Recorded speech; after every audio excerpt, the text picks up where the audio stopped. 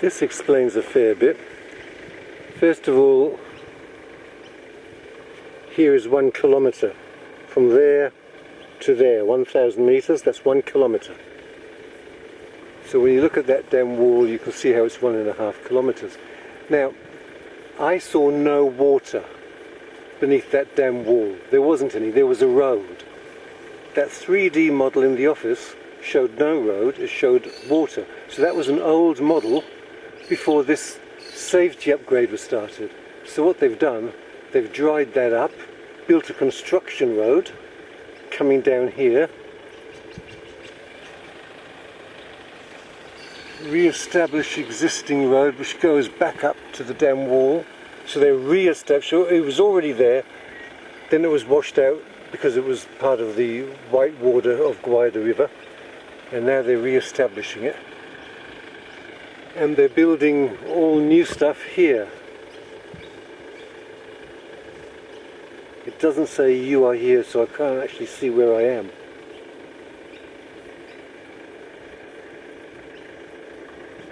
But now I know why I didn't see any water.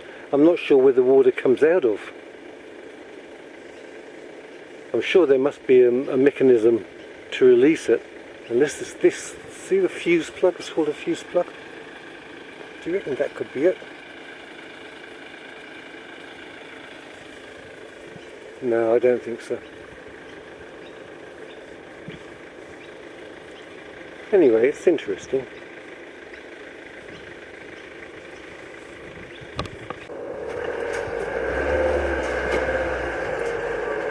I'm just doing a little bit of driving within the state park without really having any idea where I'm going.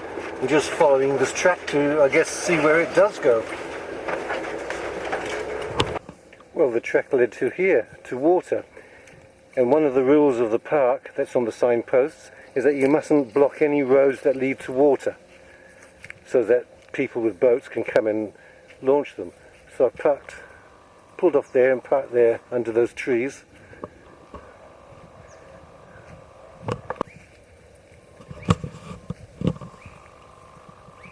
Can you hear the vehicles, heavy vehicles? We're fairly near the construction site where they're building a safety upgrade. In fact, you can see it over there.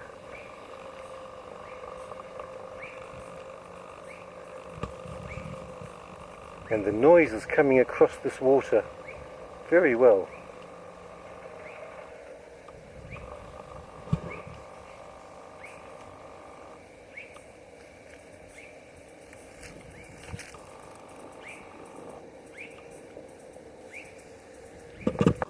So I've left the main camping grounds, which are fairly crowded, the ones by the water, and I've come here. This is the track that leads to the water, but it doesn't have toilets or ablutions blocks or anything like that, and so it's absolutely deserted. And here I'm having lunch. What a nice place to have lunch, eh? I'm sitting in the van, as you can see. And that's the view out the door. And out the back door,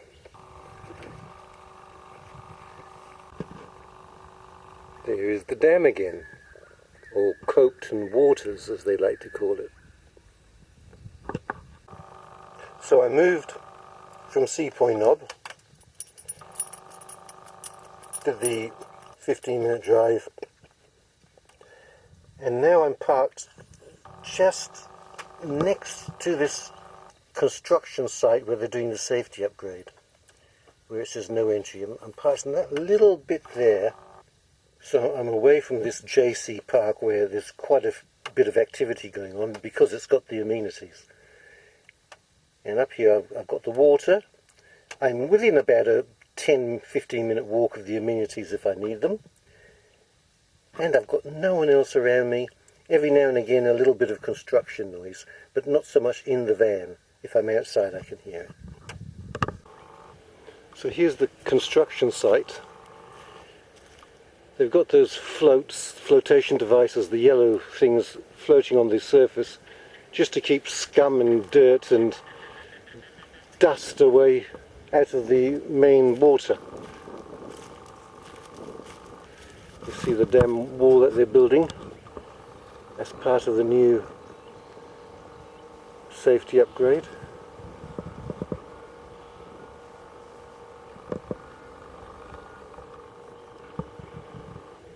And then we go on to the main part of the lake again, which stretches way over to the horizon. See this little bird here? It's a little honey eater. He didn't like me calling it a honey eater because it actually isn't. It was a miner. I don't blame it for getting upset.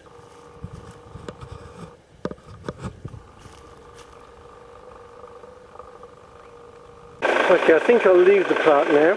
I won't spend a third night here. I have to remember this pin number to put into the boom gate so it'll let me out. 97533. In fact, I don't need this one anymore. Oh, look what it's doing to the windscreen. Can you believe this? I'm going to have to get a knife blade or something and get rid of that. 97533. I don't want to be destroying that in case I forget it. See, it won't let me peel it off. Look, I'm going to have to get a knife blade. I'm about to leave the park. I must not destroy that pin number. 97533. That's what I have to enter into the boom gate so as it raises and lets me out. I don't believe that. You'd think they'd put on something that would come off a bit easier, wouldn't you? That's disgusting. Okay, 97533. Remember that, Gordon? Can you remember 97533, please? Oh, look what he's done. You dirty little dog. You dirty little dog. Well, that delayed our departure a bit while I got Nice's mess cleaned up.